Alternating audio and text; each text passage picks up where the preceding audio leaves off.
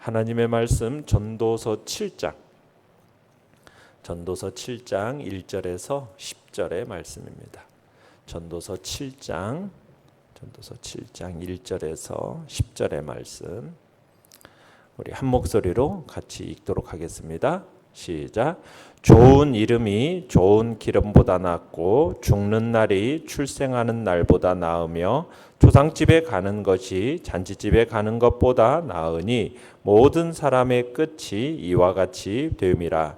산자는 이것을 그의 마음에 둘지어다. 슬픔이 웃음보다 나음은 얼굴에 근심하는 것이 마음에 유익하기 때문이니라.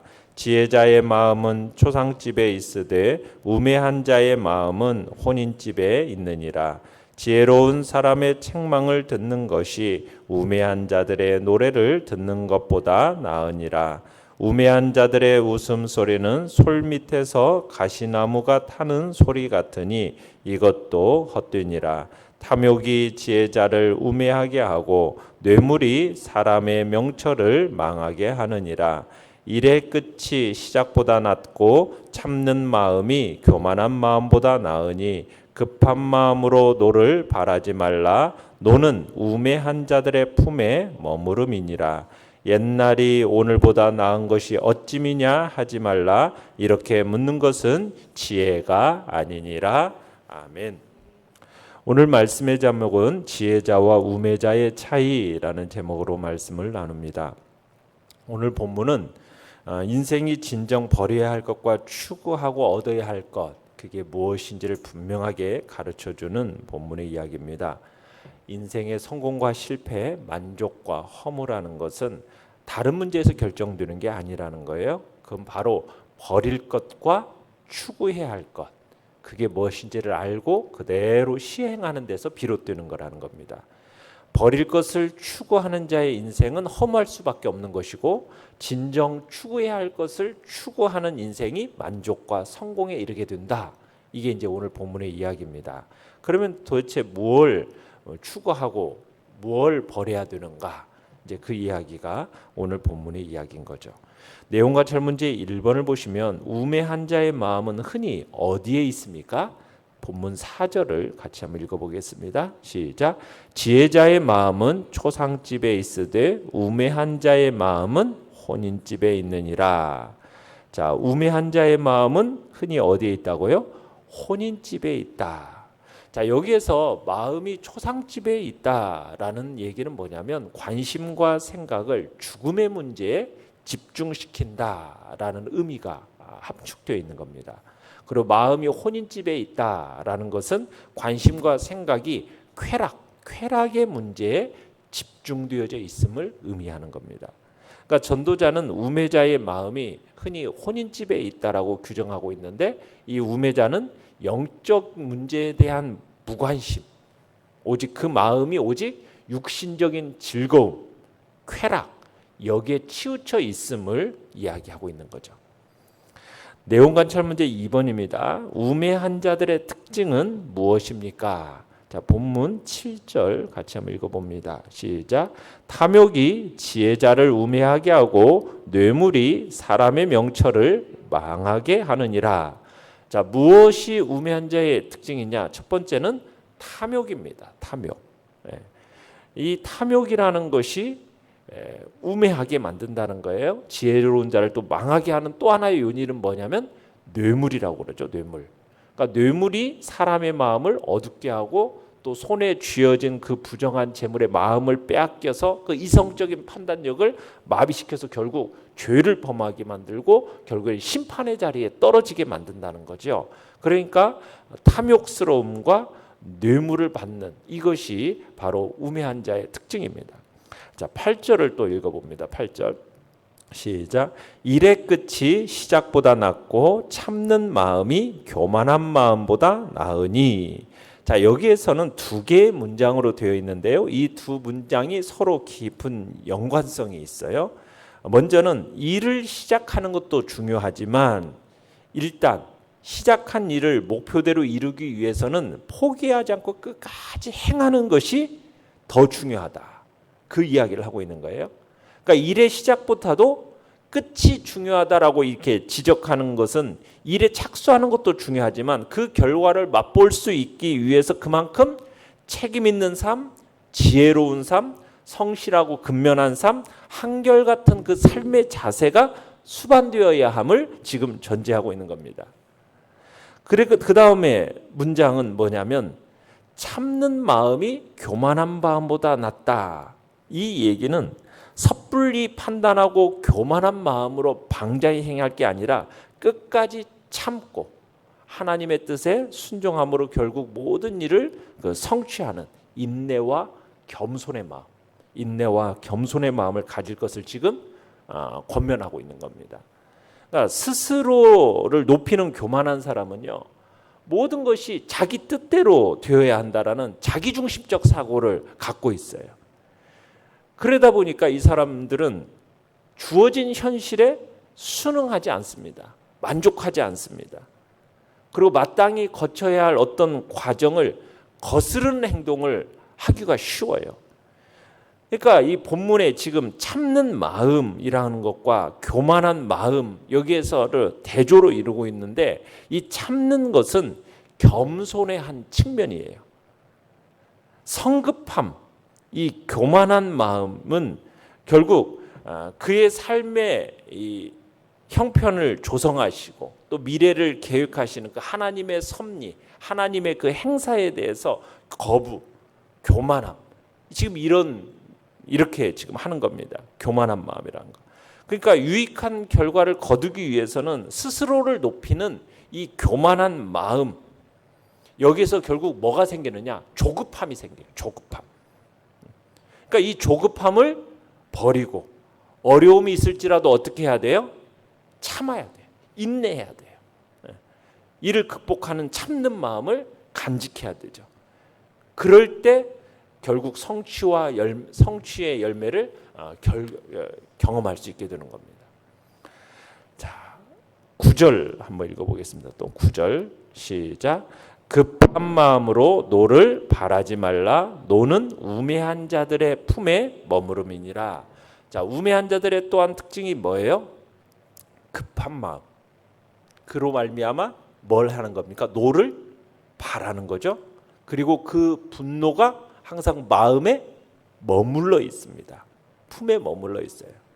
그러니까 전도자는 우매하고 교만한 자가 자신이 바라는 대로 일이 되지 않을 때 막 그 느끼는 그 무모하고 오만한 분개, 이 분개심을 염두에 두고 지금 이것을 금할 것을 요청하고 있는 겁니다. 그러니까 미련한 자의 내면에 이 생겨난 분노가 이게 또 지속적으로 마음에 머무는 거예요. 자리를 잡고 있는 거예요. 이게 마음을 떠나지 않아요. 머물러 쉬고 있는 겁니다. 그 마음에. 지금 이 내용을 지금 품에 머무른다라는 표현으로 지금 강조하면서 전달하고 있는 거예요. 우리가 사실 화를 내는 것을 그냥 기질의 문제라고 생각하는 경향이 있어요. 단순한 기질적인 거다. 그러면서 어떤 의미를 부여하지 않고 지나치기가 쉽습니다. 하지만 이 전도자는 지금 한 걸음 더 나아가서 이것을 뭐와 관련시키냐면 어리석음과 관련시키고 있는 거예요. 그러니까 어리석은 자의 내면에 이 노가, 분노가 머무는데 아주 편히 쉬는 것처럼 고질적으로 자리 잡고 있는 그 형편을 지적하고 있는 겁니다. 사실 사람은 그 깊은 내면에 뭐가 자리 잡고 있느냐에 따라서 그 사람이 결정이 되는 겁니다. 내면에 뭐가 자리 잡고 있는가. 그러니까 전도자는 지금 이런 진리의 기초에서 지금 오늘 본문을 통해 뭐예요? 어리석은 자들과 같이 자신의 내면에 이 분노가 머무는 것을 방치해서는 안 된다. 그렇게 하는 게 아니라 하나님을 경외하는 지혜가 우리의 내면에 머물도록 노력해야 되지, 분노가 마음에 머물도록 하는 것은 그것은 어리석은 자다. 지금 이야기하는 겁니다. 10절 또 읽어보겠습니다. 시작. 옛날이 오늘보다 나은 것이 어찌미냐 하지 말라. 이렇게 묻는 것은 지혜가 아니니라. 자, 어리석은 자는 옛날이 오늘보다 더 낫다. 이렇게 얘기한다라는 거예요. 이게 어리석은 거라는 거예요. 그러니까 전도자는 과거에 얽매여 살아가는 삶, 이 삶을 어리석은 것으로 규정합니다. 옛날이 오늘보다 낫다. 이것은 어리석은 청중들의 소리, 이런 어리석은 청중들의 소리는 우리가 어디에서 볼 수 있냐면 이스라엘 백성들이요, 출애굽한 이후에 그들이 받았던 그 압제, 애굽에서 받았던 그 압제는 잊어버리고 뭘 기억해내면 애굽 가마 옆에서 고기를 먹었던, 고기 가마 옆에 있었던 그때를 생각하면서 그때가 지금보다 나았다 하면서 불평하는 장면을 떠오르게 만드는 거예요. 그러니까 현실에 대해서 불만하고 불평의 시각을 갖는다라는 것, 자기 주위에 있는 현재의 모든 것을 불평하고 불만하면서, 그리고 오히려 옛날에는 좋았는데 하면서 옛날에 대해서 장밋빛 색안경을 끼고서는 과거를 바라보는 것, 이것은 객관성이 결여된 어리석은 범인들이나 하는 일반적인 시각이라는 겁니다. 그러니까 자기 기만에 빠진 이런 사람들은 자기들의 그 불행, 과거의 불행, 고통, 이런 것에 대해서는 눈 감아버려요. 그리고 현재의 행복, 현재의 기회, 현재의 가능성, 이런 것에 대해서 눈 감아버려요. 그리고 그들의 눈은 오로지 어디만 바라보는 거예요? 과거만 바라보면서 과거의 그 부스러기 행복이 있지 않습니까? 그런 것에만 초점이 맞춰져 있고 현재의 어려움, 곤고함, 여기에만 초점이 맞춰져 있는 거예요. 그런데요, 모든 일에는 반드시 어두움과 밝음이 공존하게 되어 있는 거예요. 그런 점에서 현재는 어둡고 과거에는 모두 장밋빛으로 보인다? 이건 하나님의 섭리에 대한 이해 부족입니다. 하나님의 행사에 대해서 불평과 불만을 보여주는 거예요. 이게 악인의 전형적인 특징이요, 어리석은 자의 전형적인 특징이라는 거죠. 자신의 우매함과 하나님의 섭리에 대해서 거역하는 것이고 불만과 불평을 토로하는 그런 삶의 면모는 바로 어리석은 자의 특징임을 이야기하고 있는 것입니다. 연구와 묵상 문제 3번입니다. 초상집에 가는 것이 잔치집에 가는 것보다 나은 이유는 무엇입니까? 자, 본문 2절을 같이 한번 읽어보겠습니다. 시작. 초상집에 가는 것이 잔치집에 가는 것보다 나으니 모든 사람의 끝이 이와 같이 됨이라. 산자는 이것을 그의 마음에 둘지어다. 자, 경박한 유흥보다도 그 인생의 영원한 본질, 이것을 추구하는 것, 이거 진지함이 더 낫기 때문에 지금 초상집에 가는 것보다 가는 것이 잔치집에 가는 것보다 낫다라고 얘기하는 겁니다. 초상집이라는 것은 뭐예요? 초상을 당한 자의 죽은 자에 대해서 슬퍼하고 애곡하는 그런 장면을 연상시키지 않습니까? 그러니까 일반적으로 이스라엘 백성들은, 우리는 3일장을 치르지만 옛날에는 7일장을 했어요. 이스라엘 백성들은 7일 동안 애곡을 하는 겁니다. 애곡 기간이에요. 그래서 모든 일상생활을 중지하고 오직 죽은 자를 슬퍼하는 일만을 했어요. 잔치집이라는 것은 뭐예요? 먹고 마시면서 인생을 즐기는 장소죠. 그러니까 결혼, 자녀의 출생, 돌, 이와 같은 어떤 경사가 있는 것. 일반적으로 경사스러운 일이 어떻게 보면은 잔치집이 어떻게 보면 슬픔이 있는 초상집보다 우리가 더 가고 싶어 하는 곳이잖아요. 그죠? 이게 인간의 본성이에요. 왜요? 우리는 죽음을 직시하는 것은 어둡게 느껴져요. 인생의 허무함, 인생의 종말, 이것을 생각해야 한다라는 것은 우리가 별로 이렇게 인간의 본성상 좋아하지 않습니다. 왜? 자꾸 우리의 심경에 슬픔을 자아내기 때문에 그 초상집에 가는 것에 대해서 별로 좋아하지 않아요. 그런데 지금 전도자는 이런 초상집에 가는 것이 잔치집에 가는 것보다 낫다라고 말한 이유는 뭐냐면, 먼저 초상집에 간다면 사람이 결국에는 그 인생의 마지막에 도달할 지점, 그 지점이 죽음이라는 것을 직시하게 되는 거죠. 그러면서 보다 책임이 있고 의미 있는 자세로 삶을 살아갈 수 있도록 이끌어주는 거예요. 그렇기 때문에 초상집에 가는 것이 낫다라, 지금 얘기를 하는 겁니다.